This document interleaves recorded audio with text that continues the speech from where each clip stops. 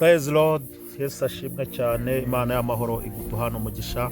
Ndakwiyegereje mu izina rya Yesu Kristo wa Nazareti. Ndagushuje aho uherereye hose mu migabane y'isi inyuranye, abari i Burayi mudukurikira, abari mu migabane y'Amerika, munyereka ko turi kumwe. Imana y'amahoro ibahe umugisha.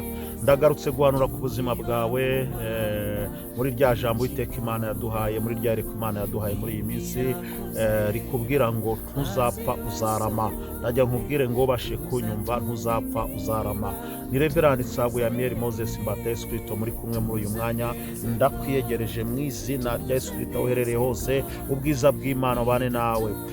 Turi mu guhanurira mu mbaraga zivuga intwari zatubanjirije.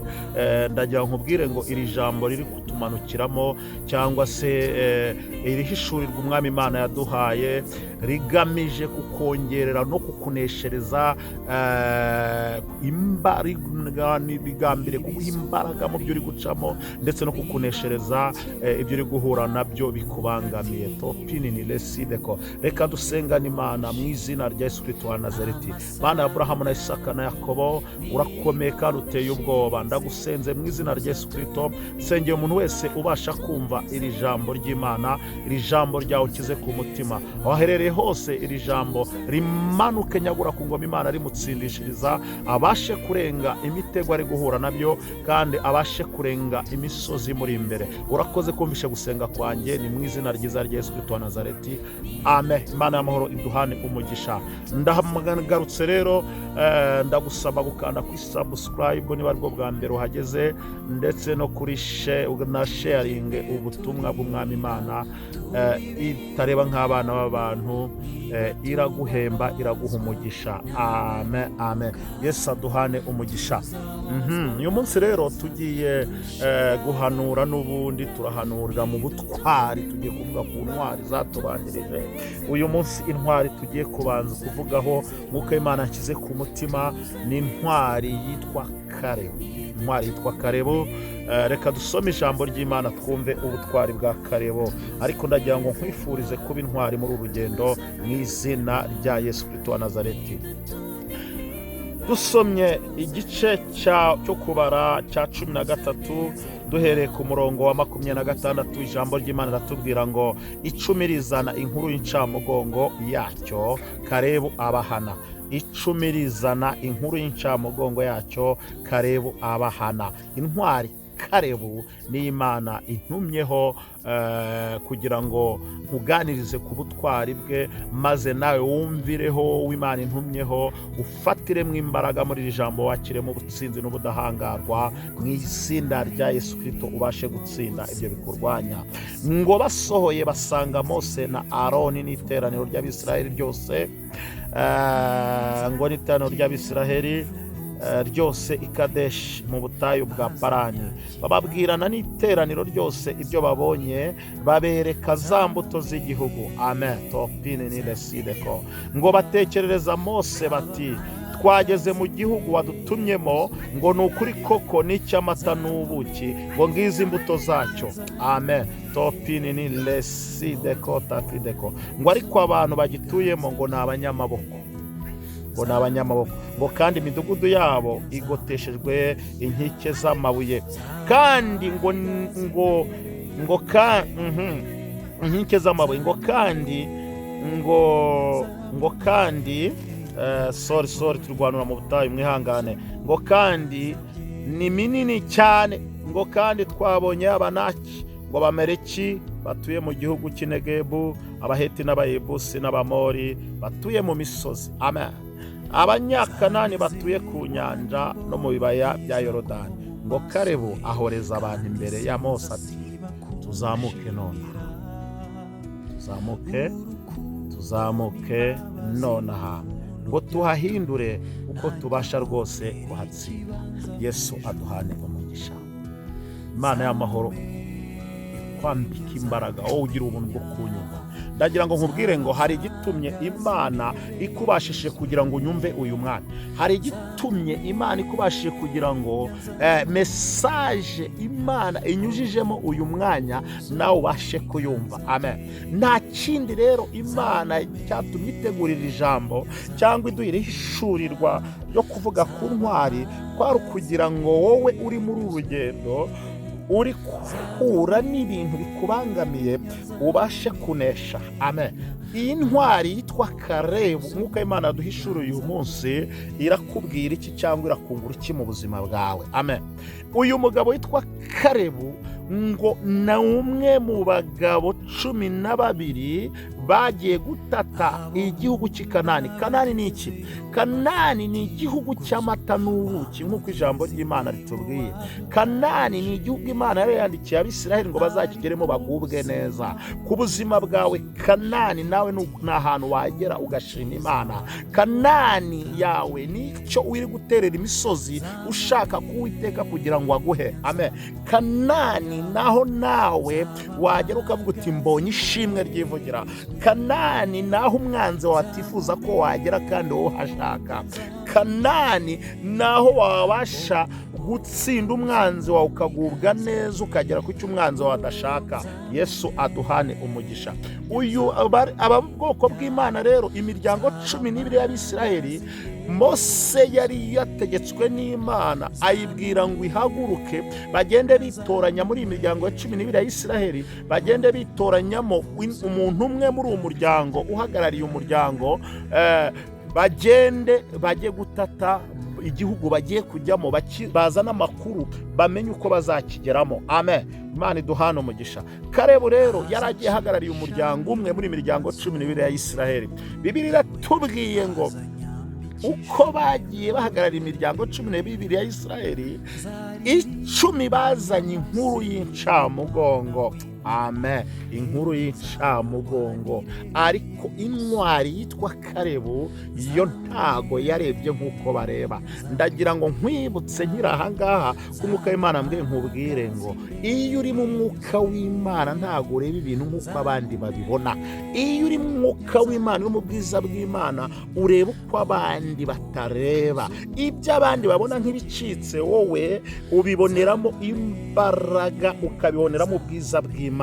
Ndagira ngo nkubwire ngo igihe abandi babona bapfuye birangira uri mu bwiza bw'Imana, wowe hari andi makuru uhabwa kubera yuko Imana itareba nk'abana b'abantu. Amen. Karebu rero yahagaze muri izi mbaraga z'Imana. Karebu yagaragaje ubutwari, yagaragaje kwambara imbaraga z'Imana, agaragaza ubwiza bw'Imana, areba ibintu uko abandi batabibona. Mu gihe abandi bose uko bari 12 imiryango 12 bajyanye itinyutse igahagarara, imbaga y'ibihumbi n'ibihumbi by'Abisiraheli ndetse n'umuyobozi wabo Mose, umugabo witwa Karebu yahagaze ku maguru abiri, avuga ijambo rikomeye riri ahangaha. Aravuga ati muhaguruke none ahangaha, nk'uko biri tubwiye hano ku murongo wa 30. Aravuga ngo Karebu ngo abahohereza abantu imbere ya Mose, ati arabahoza abantu, arabahoza, arabacecekesha.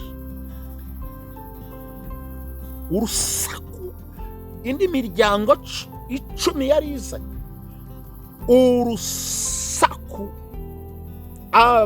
ibihumbi by'Abisiraheli rwari rufite, urusaku rw'ubwoba, urusaku rw'induru bari bafite. Karebu we ntiyaruhaye agaciro, ahubwo we yitandukanyije nabwo, yuzura ubwiza bw'Imana. Intwari igomba guhora yuzura ubwiza bw'Imana. Reka nkubwire ngo igihe cyose uzabona uri muri uru rugendo warangiza abasakuza nawe ugasakuza, igihe uzaba uri muri uru rugendo ukabona umeze nk'abandi bose, ujye umenya ngo nta bwiza bw'Imana bukuriho. Ubundi uriho ubwiza bw'Imana ugomba mu bintu by'akaga, mu bintu by'ibibazo, wowe ugomba kubona ibintu ibintu uko abandi batabibona, ukagendana na konegisiyo y'Imana, ukagendana n'umwuka w'Imana, ukagira ijisho abandi badafite, nicyo kigaragaza ko uri mu bwiza bw'Imana. Igihe cyose uko abandi babibona baboroga, nawe ukaboroga, batakugataka, jya umenya ngo hari icyo ubora. Kalebu rero we ntago yatatse nk'uko abandi batakaga, ntiyaboroze nk'uko abandi baborogaga, yavuze ijambo rikomeye, azirikana imirimo y'Imana, asubiza amaso inyuma, yibuka imbaraga z'Imana, uburyo Imana yabakoreye, yibuka indirimbo Miriyamu na Mose baririmbye igihe Farawo yari agitiye mu nyanja, yibuka ukuboko kw'Imana kwabambukije inyanja itukura, bibuka igitangaza baboneye mu nyanja itukura, bibuka umunezero bagize babonye Farawo umwanzi wabo arigise mu nyanja. Arangije avuga ijambo rikomeye, arangije umutima we wuzura kubaha Imana ndetse no kugirira Imana icyizere, aba strong topini lesideko. Nari mvuze ngo Imana y'amahoro igukomeza, Imana y'amahoro ikwambika imbaraga, Imana y'amahoro ikimara kumvira ijambo rigutera imbaraga, uba intwari nawe topini lesideko. Sinzi imisozi uri gusimbuka, sinzi ibibaye uri kunyuramo, sinzi ubuzima uhagazemo, sinzi ubutayu bwoko ubuhagazemo, ariko reka nkubwire ngo b'intwari, Imana ikugambiriye kuba intwari. Najya nkubwire ngo itari intwari ntabwo azayibona ubwami bw'Imana. Topini ni lesideko taki. Imana ikeneye abagabo b'intwari, Imana ikeneye abasore b'intwari, Imana ikeneye abakobwa b'intwari bahamya Imana, Imana ikeneye abakozi b'Imana, Imana ikeneye abantu b'Imana bayihamya. Topini ni lesideko. Twihuse rero kubw'igihe, Kalebu avuga ijambo rikomeye, agaragaza ubutwari bwe, aravuga ngo tuzamuke nonaha tuhahindure, kuko tubasha rwose kubatsinda. Iryo jambo arivuga wenyine Kalebu mu miryango 12 yagiye, arihagararamo ararivuga, ahagarara ashize amanga, arangije imbere y'imbaga z'abantu, ku buryo iyo usomye imbere gato usomera ijambo ry'Imana, usanga byaranamuviriyemo kuba Abisiraheli bamugambirira kuba bamutera amabuye ndetse no kumugirira nabi. Nagira ngo nkubwire ngo b'intwari, Imana ikeneye intwari muri ibi bihe bikomeye. Imana ikeneye intwari mu gihe abantu biyambuye kwera kw'Imana. Imana ikeneye intwari mu gihe abantu bagendeye ku marangamutima. Imana ikeneye abakozi b'Imana n'ab'intwari bavugana n'Imana, bagendana n'Imana, bariho umwuka w'Imana, badakangwa n'amagambo, badakangwa n'uko abandi babona ibintu, bavugana n'Imana mu kirere cy'umwuka. Topini ni lesideko. Imana y'amahoro ikuha imbaraga. Ndaje ngusengera Imana wambara imbaraga z'ubutwari. Twihuse rero, Kalebu ubutwari bwe yarabukomeje cyane. Iyo tugeze ku gice cya 14, yavuze ijambo rikomeye ku murongo wa 8, aravuga ngo niba Uwiteka twishimira, azatujyana muri iki gihugu akiduhe, ngo kandi ari igihugu cy'amata n'ubuki, ngo icyakora ntimugomere Uwiteka kandi ntimutinye bene icyo gihugu, ngo tuzabarya nk'imitsima, ntibagifite ikibakingira, kandi Uwiteka ari mu ruhande rwacu, ntimubatinye. Reka mpanure ubuzima bwawe nkubwire ngo igihe cyose uri kumwe n'ubwiza bw'Imana, igihe cyose imbaraga z'Imana ziri muri wowe, igihe cyose uri umugabo cyangwa umugore cyangwa umusore cyangwa umukobwa uhamya Imana, uri umwuka w'Imana, ntabwo ugomba gutinya ibyo ubonesha imbere yawe, ntabwo ugomba gutinya abarozi, ntabwo ugomba gutinya abakurwanya, ntabwo ugomba gutinya abanyamashyari, ntabwo ugomba gutinya abakuvuga nabi, ntabwo ugomba gutinya ibihe uri gucamo, ahubwo ugomba gutinya Imana ya Isiraheli, ukahagarara kuri iki kintu ngiye kukubwira. Ijambo ry'Imana ritubwira, ukamshakisha amakuru, ukamenya niba Uwiteka kwishimira. Ndagira ngo nkubwire ngo kumenya ko Uwiteka kwishimira ntabwo uzabibwirwa n'abandi, kuko nta muntu n'umwe ushyigikiye iterambere ryawe. Kugira ngo uzabone umuntu ushyigikiye iterambere ryawe n'ibyishimo byawe, bizakugora, bizagutwara igihe gikomeye. Ariko icy'ingenzi ugomba kumenya niba Uwiteka kwishimira. Hari ikintu wakora ugamenya niba Uwiteka kwishimira. Amen. Topini ni lesideko. Ndagira ngo nkubwire ngo Imana ya Isiraheli ni Imana ikunda umwana wayo, ni Imana idukunda, ni Imana ituzirikana, ni Imana itwitaho. Ntushobora kwitabaza unanirwe kuguha amakuru. Ndagira ngo nkubwire inshuti yanjye ukimara kumvira ijambo ry'Imana, ibanga n'iki ryakugeza ku butwari. ni ukumenya niba Uwiteka akwishimira.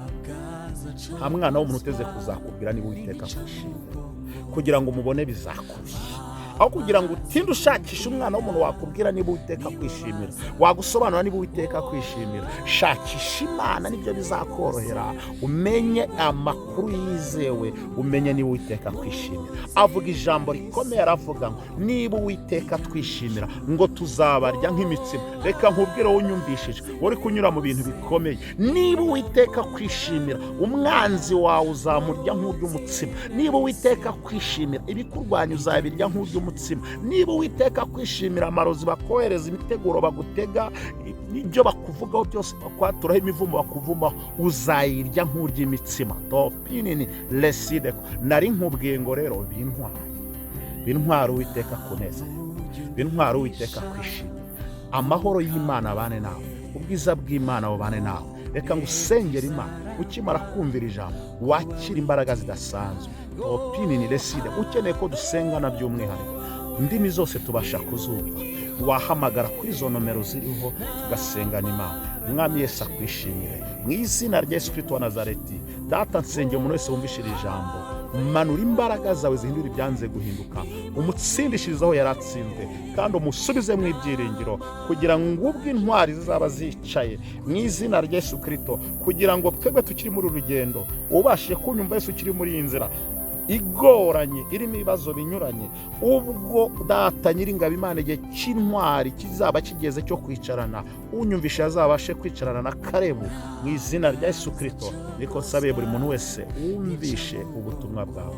Urakoze mubyeyi mwiza, mu izina ryiza rya Yesu Kristo wa Nazareti. Amen. Imana ibaho umugisha, ubwiza bw'Imana bubane nawe. Niba aribwo bwa mbere ugeze kuri iyi televiziyo ya Golgotha Temple Ministry, ndagusaba gukanda kuri subscribe na shares. Ubwami bw'Imana bukomeze bwaba. Yesu arabiguhereje. Bye bye. Uri kumwe na Reverend Samuel Moses, imbata Yesu Kristo. Amen.